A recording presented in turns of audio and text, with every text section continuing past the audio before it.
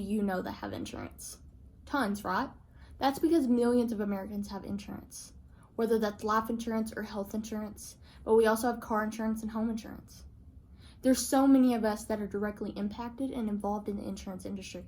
That's why it's so important that we fully understand how these companies are using our personal data and information. The underwriting process is used by these companies to evaluate the risk of policyholders by analyzing health records.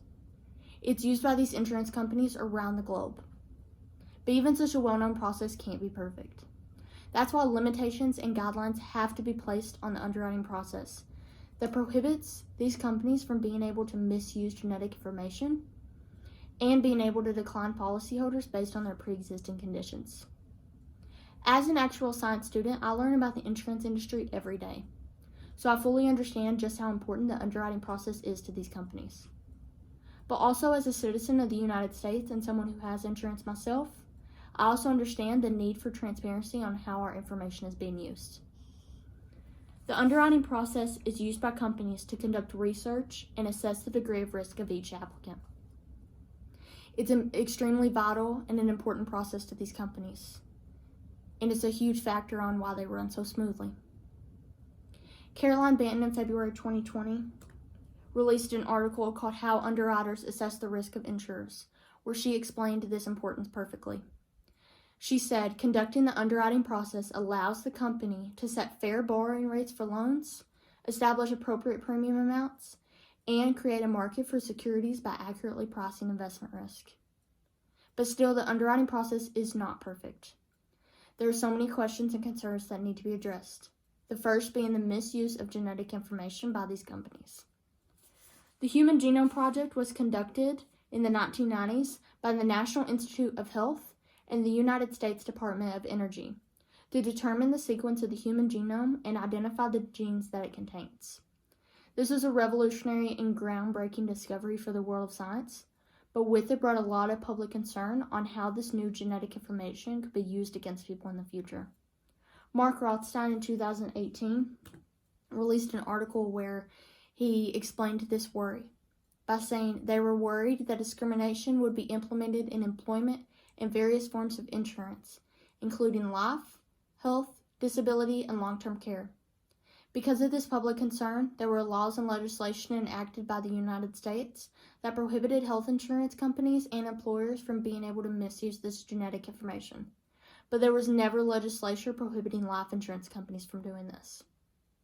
Mark Rothstein goes on to explain in that same article that if life insurance companies refrained from or were prohibited from misusing this information, such a change would promote early medical intervention, which would ultimately lead to, for most individuals, improved health and increased life expectancy. But this is not just a problem that's affecting America. This is happening around the globe.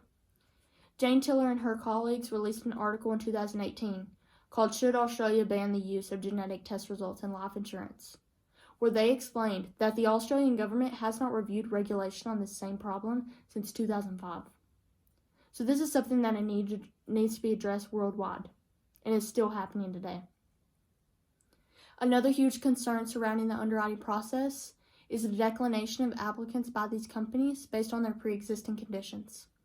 David Axine in 2015 explains that the inaction of the Affordable Care Act prohibited insurance companies from rejecting coverage because of prior medical reasons. The inaction of this Affordable Care Act was a huge step in the protection of policyholders. But the question is, what will happen if this is repealed or replaced one day? Evan Sweeney in 2018 provided the statistic in his article where he said that more than 100 million people with pre-existing conditions could be facing an uncertain future if the Affordable Care Act is repealed. This is a huge problem. So the question is, how will we be protected if this is repealed or replaced one day? The scary thought is that companies before the Affordable Care Act was placed and enacted in 2014, they were able to decline applicants for a number of reasons. One being those same pre-existing conditions, but they could also decline applicants based on their use of certain medications and if they were involved in high-risk jobs such as bodyguards, pilots, law enforcement, pro athletes, and even taxi cab drivers. Underwriting is a universally used process by insurance companies around the globe, but it's still not perfect. We need to push for change. Companies need to be prohibited from misusing genetic information and being able to decline applicants based on pre-existing conditions that are out of their control. And that starts with you. This change starts with public demand, advocacy, and persistence. The fight starts now. Thank you.